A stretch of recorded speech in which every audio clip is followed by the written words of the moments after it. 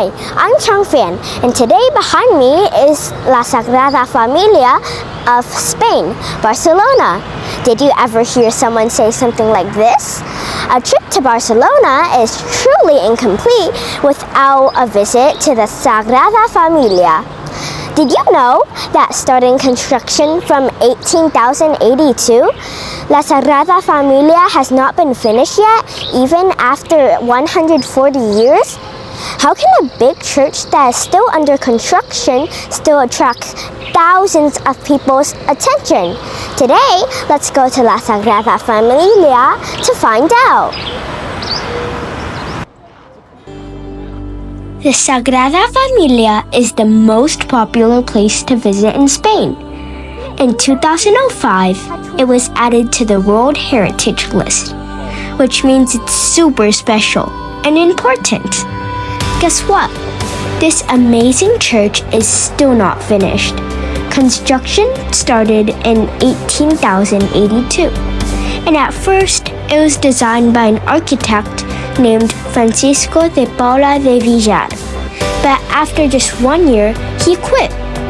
Then a young architect named Antoni Gaudí, who was only 30 years old, took over. He had big, creative ideas that made the church look like a magical castle.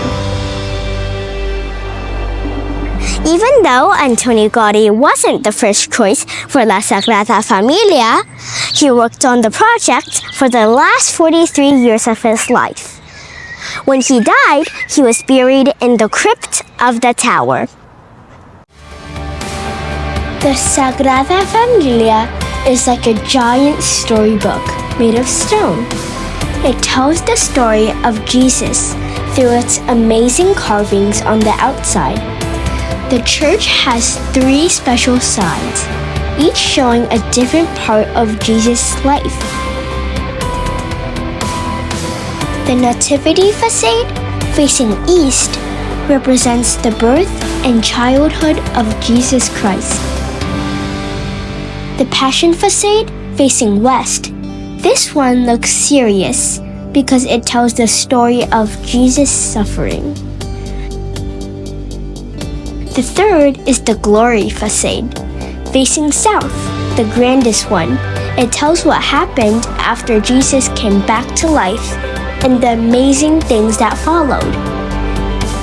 Each side has 4 tall towers, making a total of 12, just like Jesus' 12 apostles.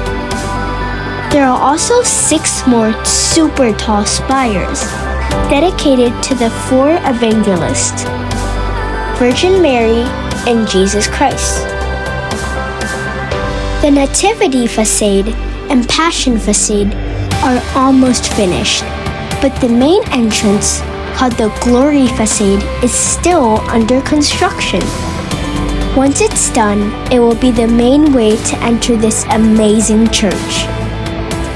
When the whole church is finally completed, its tallest tower, dedicated to Jesus, will be 172.5 meters high. But why not make it even taller? Well, Gaudí believed that no human creation should be taller than nature. The nearby Montjuic Hill, which is 177 meters high, became the limit for his biggest and most amazing project. Now I'm at the entrance of the Nativity Facade, which, as you see, is really crowded. La Sagrada Familia attracts more than 5,000 tourists each year. So on average, 2 people enter the gate of Sagrada Familia every second. Wow, so that explains why there are a lot of tourists here. The Nativity Facade is the oldest of the 3 facades and shows the story of baby Jesus and his early life.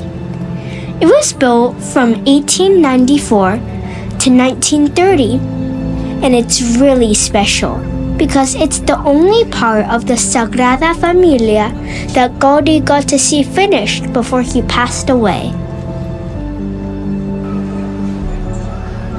The facade has 3 big doorways. The one on the left is for Joseph and is called the Portal of Hope. The one on the right is for Mary and is called the Portal of Faith. The middle one is for Jesus and is called the Portal of Charity. You can see cool sculptures of baby Jesus, the shepherds, and the 3 wise men with angels all around them. When Gaudi was making the Portal of Charity, he used real face masks of people from Barcelona who had passed away, including the workers who helped build the Sagrada Familia. He did this to honor them and remember their hard work.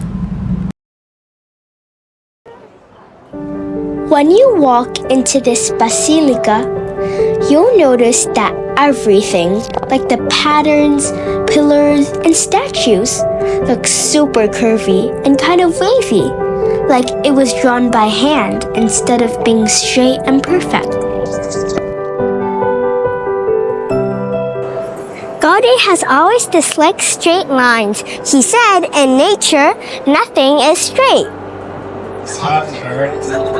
Gaudi loved nature, and he used it as his inspiration for this amazing building. Even though the ceilings are super high, like 200 feet, they are held up by giant columns that look like trees. The way they spread out makes it feel like you're standing in the middle of a big magical forest.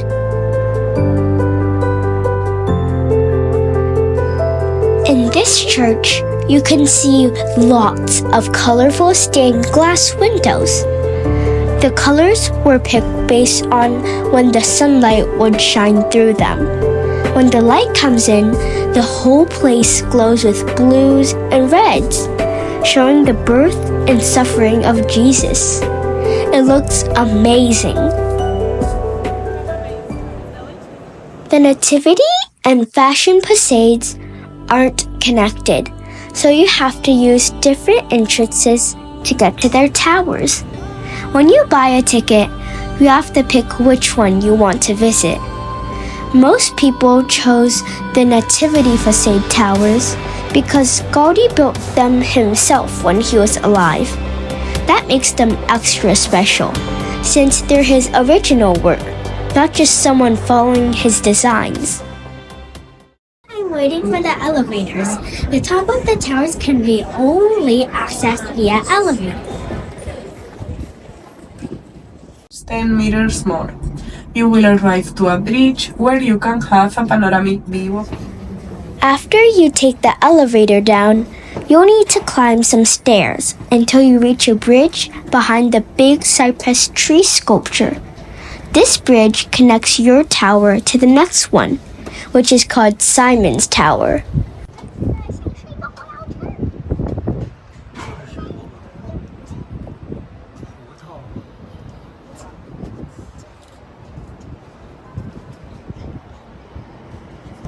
On the bridge, you can see a lot of stuff, even the whole city.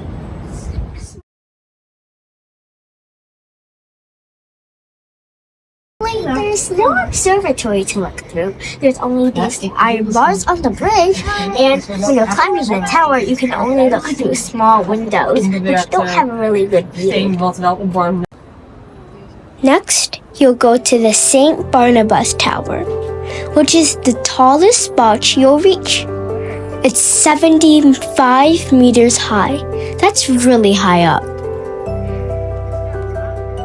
After you visit the towers, you have to take the stairs to go back down. No elevators. Right now we're walking down the stairs, and I think that when we finally get down, we'll be really tired because this staircase has 502 stairs, and the only way down is to walk. That's why many people aren't sure if they want to go up in the first place. Kids under 6 and people with physical disabilities shouldn't take the stairs because they can be tricky to walk down. Now I'm at the crypt of the tower. It is where the tomb of Antoni Gaudi is located. Most of his life was dedicated to the construction of the tower, so it was the perfect place for him to rest. There are 12 small chapels in the Sagrada Familia crypt. Gaudi's tomb is inside one of them, the Chapel of the Virgin del Carmen. If you look to the left of the altar in the crypt, that's where you'll find his resting place.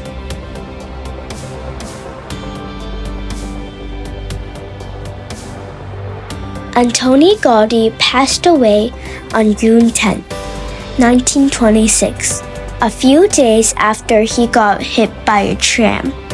Since he didn't have any ID with him, no one knew who he was. People thought he was just a poor beggar, so he didn't get the right medical help in time. The building of the crypt started in 1882. And at first, another architect named Paula de Villar was in charge. But he quit because of disagreements, so Gaudi took over. The crypt was actually the first part of the basilica to be finished, and Gaudi got to see it completed before he passed away. The Sagrada Familia crypt isn't open all day. It only has certain hours, and it's closed during Mass. So before you go, make sure to check when it's open.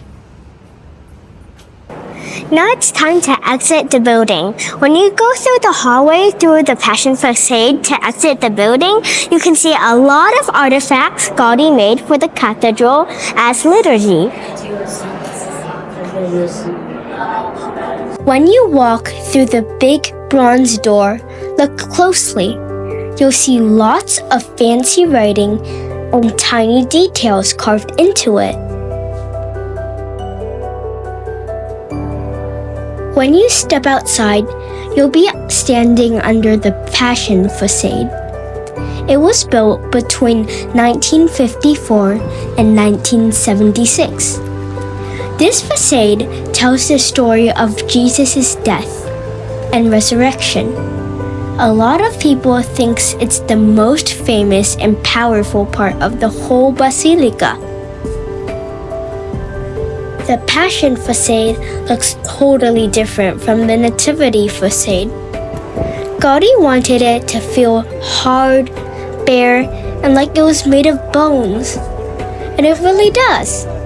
The pillars even look like skeleton bones, and the whole thing tells the story of the last week of Jesus' life.